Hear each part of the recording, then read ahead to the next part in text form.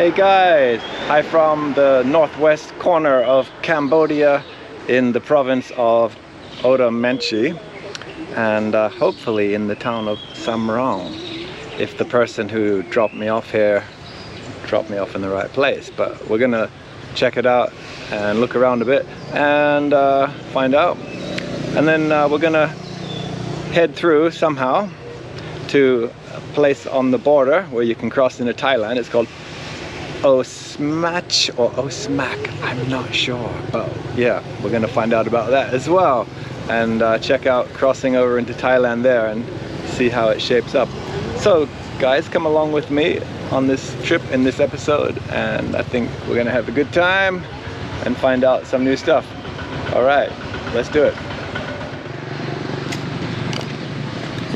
Yeah, so I just took a shared taxi from Siem Reap for $7 American, and I got out just down the road here at the market, which is pretty down on its luck kind of market, I can say.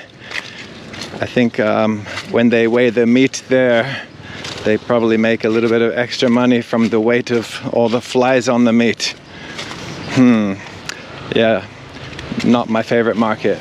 That's why I didn't bother showing you guys. I don't know, I thought about it, but I thought, maybe not the prettiest picture to start off with. So yeah, then I wandered down the road here and saw this really cool temple. So anyway, like I said, I paid $7 American to get a shared taxi from Siem Reap. Shared taxi, basically they're privately run vehicles, usually Camrys. And they park normally outside markets near the edge of town on the road going in the direction wherever they're going to head to. So there are some in Siem Reap as well, actually, but you have to ask locals where to find them. But anyway, we're not talking about Siem Reap too much today. Last time I took a shared taxi this kind of distance, I paid $5 American, but that was 7 years ago, and that was pretty much local rates.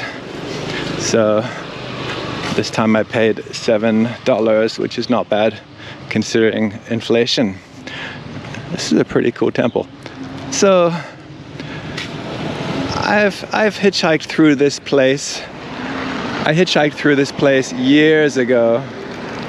Hello. What's on the menu there? Hey. Yeah, I hitchhiked through this place probably about 8 years ago, I think, when I had visited the really cool temple of Bante Chamar, which is not so far from here, and stayed in a homestay. That was really cool. Yeah, so, okay, this is supposedly Samraong town, but if you look at Google Maps, it seems to, I don't know, it seems to make it look like it's O Smach town, I would assume, because all the important buildings say O Smach, but I think that's just because they're the government buildings of the district. And I think the place that's 5 kilometers further up the road, which is labeled as Samraong, I think it's meant to be actually this one, pretty sure. Anyway, this one's bigger than the one up the road. The one up the road's a bit of a blip on the map, really. Doesn't look like there'd be much going on up there. And according to my meticulous research, Samraong is supposed to be one of the main towns in Cambodia. So this one seems to fit the bill. And yeah, I've hitchhiked on one of these before. When I was like I said, when I was at Bante Chamar temple, I walked about 5 kilometers from the temple, from the homestay. There's a little village next to the temple, and hitchhiked a ride on one of those for about 5 kilometers until I came to where the side road joined onto the main road, which comes up to this direction up here. Yeah, so yeah, just back to mentioning Bante Chamar again. You could use this place as a hub for checking out Bante Chamar. if you came from Thailand, north of here, from Surin direction, from the Isan province of Thailand. This lake is really lovely.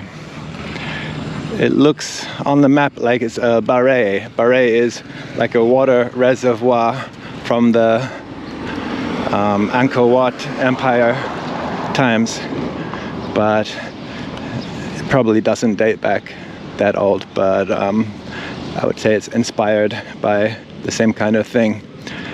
This seems to be the center of town, obviously. Nice walkway along here, but it's a quiet place. There's an old French school over there. And across the other side of the water reservoir, you see there are some kind of official looking buildings.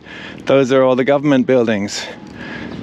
So according to the map, seems like they're the provincial government buildings, and I guess some of them are the buildings for running the town as well. So it's a good view across here to have a look over there, but looks like most of the guest houses should be along this side somewhere.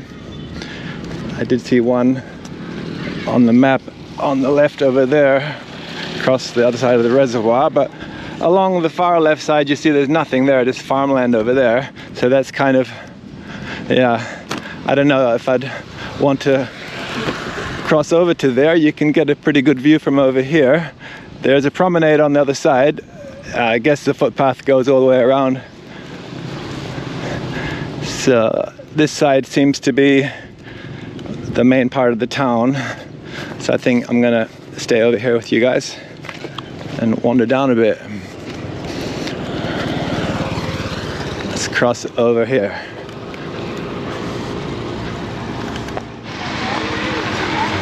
Hello. There's a bit of food available along the way here. Hey, hi.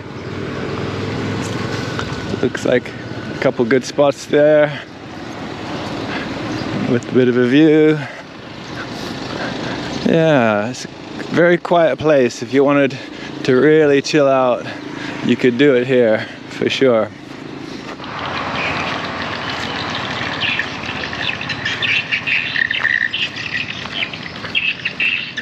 Few old houses in the town, but not too many. Haven't seen any sign of any old French buildings. This place seems like the kind of place it's easy just to breeze right on through. It ain't a one-horse town, it's a two-cow town. Oh, more dogs. Hello, what's your name, eh? Are you a nice one or a naughty one, eh? Sneaking up there. Or are you? Maybe you were not sneaking up, eh? Maybe that's one of the clever dogs. Seem to be a lot of stupid ones here, but I don't know. They seem to freak out about umbrellas. Got my umbrella up to keep the sun off me. Very sensible and very traditional, of course, but it seems like people around here don't follow that kind of tradition anymore. Oh, cows found something fun. Oh, naughty cow, eh? Not allowed to eat that watermelon rind. I have hitchhiked in this country quite a lot. I hitchhiked from Sisapon all the way up through this way, through Bante Chamar, because actually there's no normal public transport that goes that way. There are some shared taxis though, but you'd find them in Sisapon if you wanted to try and do that, probably around the market. But yeah, on that day I tried hitching it and ended up hitching all the way across the northwest and across the north of Cambodia, around to An Long Vang, Pria Viher, and then down to Koh Kur. Had some pretty cool rides actually on the back of old trucks and so on. And from Koh Kur, hitchhiked to Bang Melia, and then to the east where the road kind of peters out and turns into a dirt track, which used to be the old Angkor Kingdom Road, which went through to a temple further to the east there. I forgot the name of it. It's one of the main ones. And I ended up hiking through the bush, and that's a crazy story. The police asked me if I would escort a French woman through there, some middle-aged French woman who seemed a bit lost. She had a similar idea to try and do that. They were afraid she might get herself killed. They said, can you take care of her? Can you bring her along with you? Because I'd spoken to them earlier when some guy on a motorbike tried to get money out of me that had not been agreed upon when he gave me a short ride. Actually, because like I said, I was hitchhiking, and yeah, I did show him that I had no money. I had some money, but indicated I had no money. Anyway, I ended up hiking through the bush with this woman. She slowed me down so much. I ended up getting stuck most of the way through and ended up sleeping on the floor of a bamboo hut that had no electricity, nothing but made from natural materials. Luckily, had a mosquito net with this French woman there, and then got up at the crack of dawn and kept going. Got about a couple kilometers from the temple and got a ride from some guys who had motorbikes, and got to the temple, had a look around there, and then hitchhiked down to the main highway which connects Siem Reap and Phnom Penh. Got another dog across the road here going crazy over, I guess, my umbrella. Thanks a lot, Jojo. Yeah. Cool. So, on the road again.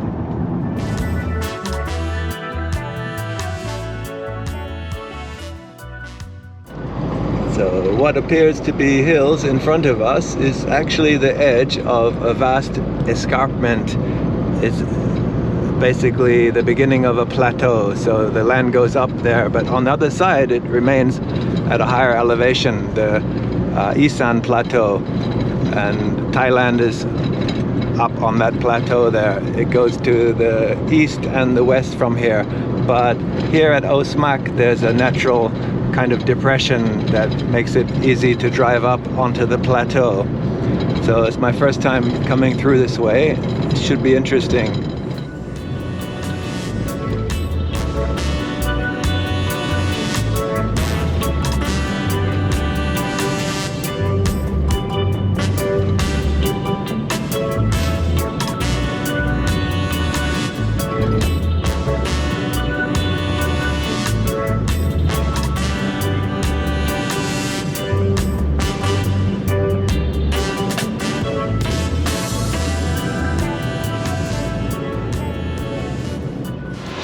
Alright guys, so I'm in O Smach, and yeah, I'm gonna show you guys around a little bit. Let's take a look. Well, the sun is getting low, and that's the road that goes to Samraong, where I just came in from. Just hitched in from there, and this is the main highway basically. If you continue up here, you come to the border crossing. I was actually dropped off at the border crossing and I walked back along this way, so it gave me a chance to check out along the highway there. But this side road is actually the road that runs through the center of the town. So let's have a little peek. Actually, I've already had a peek in here, and I got myself a room, got a little bit organized, and checked a wee bit of stuff. So I want to show you guys. It's not a flash town, let's put it that way. Yeah, it's pretty much bare bones basic. Something interesting about this place, it was one of the last Khmer Rouge holdouts in Cambodia. So yeah, because it's right on the border of Thailand. And as I mentioned, coming in here, there's the escarpment, which is kind of like a cliff dropping down to this part and rising up to the Isan Plateau on the Thailand side of the border. So back when this place was controlled by Khmer Rouge, there was a lot more forest around, and over the years they chopped most of the trees to sell them to fund their survival, you could say. Not much exciting going on in here, that's for sure. Not the prettiest place. You can get a haircut over there. It could be something for some people. You can get all the kind of basic food that you might want around here for pretty good prices. This place made me laugh. You know, when I was walking past, it's a massage place, so really made me laugh, you know. I was walking past there, and the woman that you wouldn't take home to your mum, you know, she says, she comes running out, calling out to me. She's like, $5 massage. And I was walking quite close to her, and she gets a bit closer, and she says quietly in my ear, $100 for everything, for extras. I was like, what? $100 for, well, you can guess what extras mean, right? But I thought, damn, it's like, I wouldn't take her home to my mother because she probably looks about as old as my mother, but yeah, but not just because of that, but yeah, it could be. All right, let's just say, I don't know, maybe I was confused. Maybe she's offering me $100. I'm not sure about that, but if not, that's like the biggest ripoff, the funniest like joke I've ever heard around places like that. That's for sure. $100. Not that I would be looking for that kind of thing anyway, but I do know a bit about how those things work. And hello. Yeah. So 11 years ago, in a remote place like this in Cambodia on the border, you'd be looking at $5 for what she's asking $100 for. So if you know a bit about inflation, prices roughly double every 20 years. So how can a price go up 20 times in just over 10 years? Of course it doesn't, right? It's just total scammer mentality. Anyway, I'm obviously not promoting anyone would want to be involved with any of that, but just thought I'd tell you guys, it's kind of funny. Some nice fruit here, fair price. Oh, look out. Drop something there. I got some bananas there actually, 20 baht for some very lovely sweet bananas. It's quite happy about that. So you can see the side roads are mostly all dirt. There are a couple that are paved, a couple side roads, but yeah, down, actually the first one on the right that we passed back there, there's a karaoke place, and I did walk past, just spoke to the owner actually, who was outside. They talked to me first.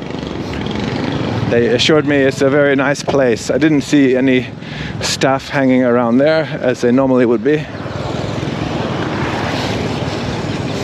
But he assured me, it was a man and a woman actually, they assured me they have some delightful staff to serve you beer and to sing with you and so on. I think I'll skip that, but yeah, this is not my favorite border town, let's say.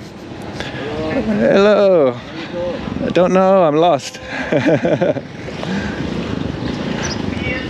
Lost in Khmer Rouge territory in Cambodia. Let's see how it works out. Chanang dap bap. Did I say it right? They have an interesting sounding language here. I do love Cambodia. You know, if you don't check out these kind of places, you don't know what's there, right? Sometimes it's a hit, sometimes it's a miss. Some of these kind of weird little places are pretty cool. But the room I got is quite okay. It's a good place to get a night's sleep and a bit of rest before crossing over the border into Thailand. And in the morning, we'll cross over there. So I'm going to sleep tonight here because it's so exciting. And yeah, cross over to Thailand in the morning and show you guys what it's like crossing over at this border crossing. So I didn't see any nice looking indoor cafes with air conditioning around here. The closest you're gonna get is one of these kind of kiosks. There's a couple around, and as far as those kind of dodgy massage places, I think I saw about 5 of them during my little reconnaissance mission here in the Khmer Rouge holdout territories. Yeah, well, that's a kind of a weird thing, isn't it? You don't know when you walk past slightly older people, like who was Khmer Rouge and who wasn't. Well, some of them around here definitely must be. Some really nice chicken over there, by the way. I checked that already. I'm gonna grab some of that.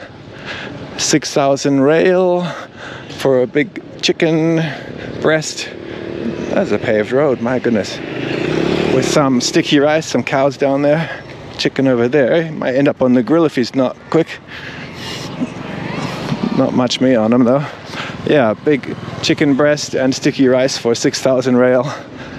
It's about, I think about 50 baht in Thai money. It's about $1.50 in American money. Hello. Sugar cane here. They squeeze sugar cane to make sugar cane juice. It's wonderful and refreshing.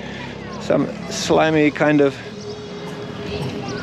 like little kind of shellfish things probably from the Tonle Sap Lake in the middle of Cambodia. They sell these things everywhere. They look disgusting. Maybe they're absolutely amazing and delicious. I don't know. Probably healthy. Covered in what do you call it? Yeah, chili peppers. That would probably cover up any other taste.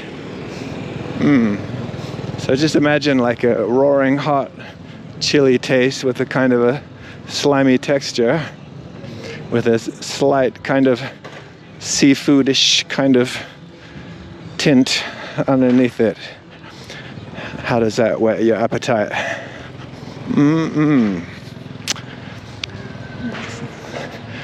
I'm sure the locals swear by it. So, yeah, as you can see, it's all the basic stuff you can find here, but you know, it's nothing like amazing or whatever about it. There's nothing amazing about it.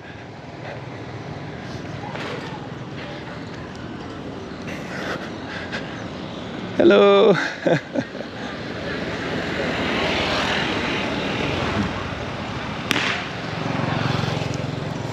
And I think I saw about 5 hotels. Did I say that already? Yeah, I think the number of hotels matches the number of massage places.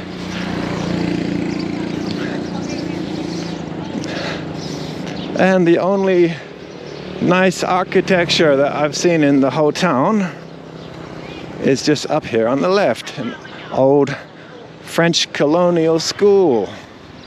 And you see these all over Cambodia. They're kind of basic, but kind of, we'll have a look on the right here first. They're kind of elegant in their own way, you know. They're simply designed, but they've got everything you need. Very kind of tidy layouts. I like them, actually. They've got the nice French shuttered windows. Hello. What is that you're carrying there? I hope it's legal. Hope you're not smuggling that across the border. Yeah, if we head up to the end of the back of the town, about half a kilometer where the road ends, you hike through there and you go through the Thai border. Just, I'm not like advocating people should cross illegally there or anything like that, but you know, and if you did, watch out for the landmines. Are there landmines still? Wouldn't surprise me one bit. Everyone burning stuff. Hello, how are you? Everyone burning stuff as it's in the evening, coming to the end of the day now. It's the time of day people like to burn stuff. Hello.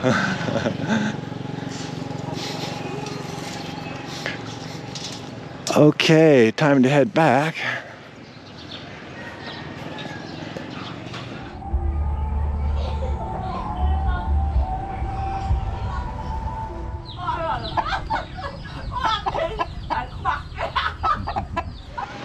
Well, good morning, guys. It's just after 7 a.m. and I'm walking along the main road here through O Smach, heading to the border crossing. So let's head across if we can and yeah, see how it works out.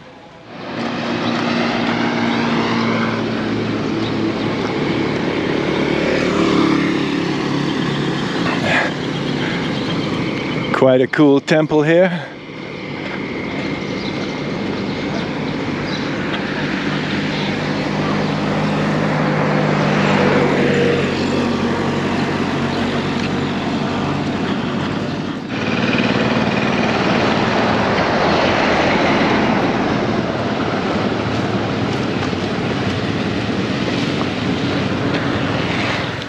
Well, I've seen 2 buses go past me so far. Not the best looking buses, some of them, but not too bad. There are 3 bus companies I've seen from my little reconnaissance yesterday, and I talked to someone who worked at one of them, and he said they had a bus, I believe he said at 6 p.m. leaving from here to Phnom Penh. So that's interesting. Obviously there are buses that must connect with Siem Reap, but Phnom Penh as well. So yeah, very useful for people coming down through the Isan province of Thailand, or the Isan region of Thailand. There's another bus up there, just pulled in. Cheap guest house there as we come up near the border crossing. As I said, a couple more bus companies.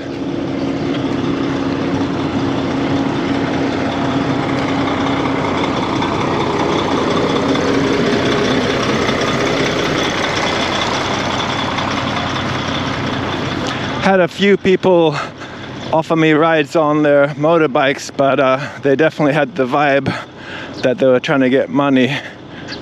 So anyway, I wanted to film for you guys, so I politely declined, and yeah, here I am wandering along here with the monks. Had a car stop as well that offered me a ride to the border. Hello. No, I'm okay. I'm just walking. Thank you very much. Going to Thailand. Yeah, okay, to go with me to free, yeah. Okay. I'm okay. It's okay. Thank you. To border. Thank you. Yeah. Some cheap accommodation over here, if you don't mind sleeping with the local witch doctor. No, thank you. Thank you. Yes, I think these guys are definitely looking for a bit of pocket money.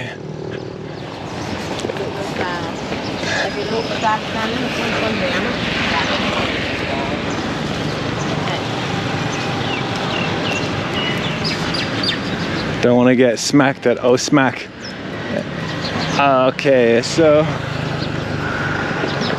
just through this way there's a kind of a little gated village type thing. It looks like it could be for security personnel of some type. I had a look in there when I got dropped off yesterday.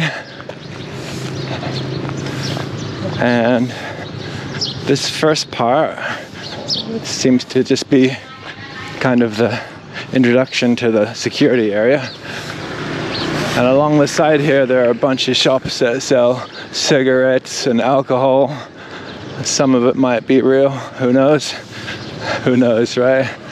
But I guess it's kind of duty-free setup or something. It goes about another block up here, and at the corner up here just on the right, it connects to that kind of little village housing area I just mentioned. There's a little market in here, But I've heard on the Thai side there's a bigger, more interesting market.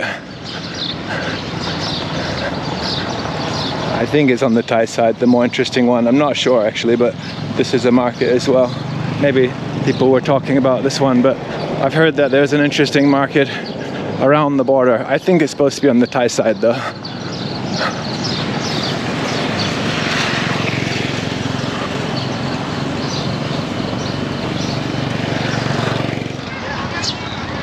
Interesting, they have this thing they call a transport station.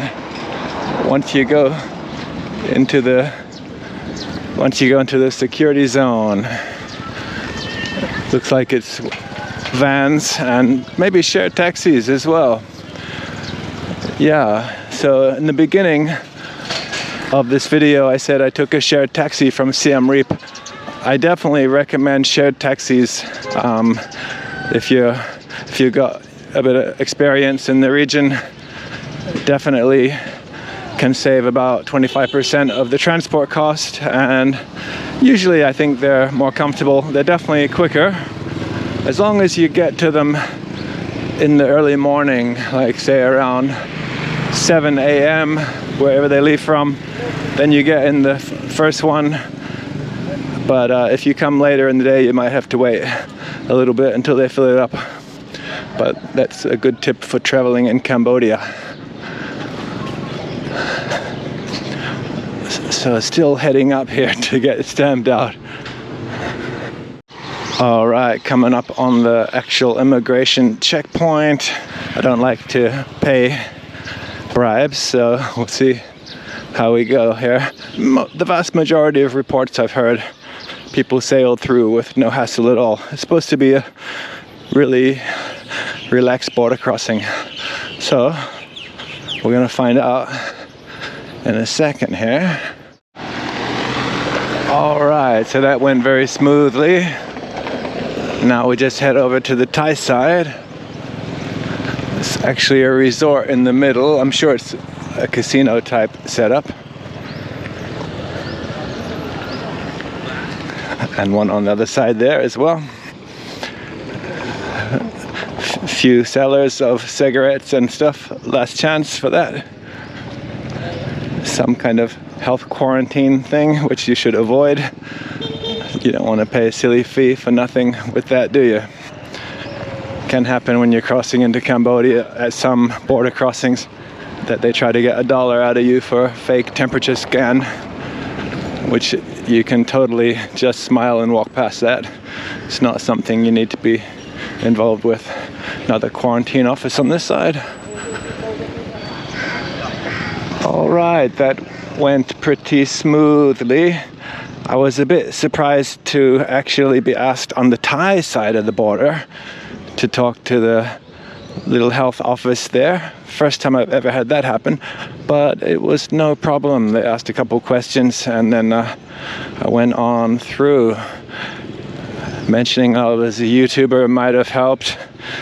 I was just waiting for them to ask for some pocket money, but okay, we didn't have any of that. That was good. Now it's a 2-kilometer walk to Chong Chom. So basically I've just crossed from O Smach to, in Cambodia, to Chong Chom in Thailand, but it's still a 2-kilometer walk. But I see a van here. I wonder what they're up to. Well, okay, let's see what's happening. Well, the van that just drove off was a Chong Chom to Surin van. So I just missed that one, but I'm gonna walk the 2 kilometers to Chong Chom. Maybe I'll get a ride from some people along the way, and we'll see how we get on.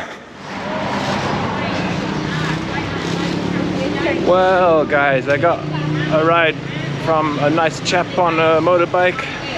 I probably walked about 5 minutes from the immigration on the Thailand side. So I'm in Chong Chom now, and gonna figure out how to get further on down the line from here to the next place. So thanks a lot for coming along, everybody, and if you haven't already, please subscribe and like and hit that bell button for updates for future videos. And that's all for now, folks, and see you in the next one.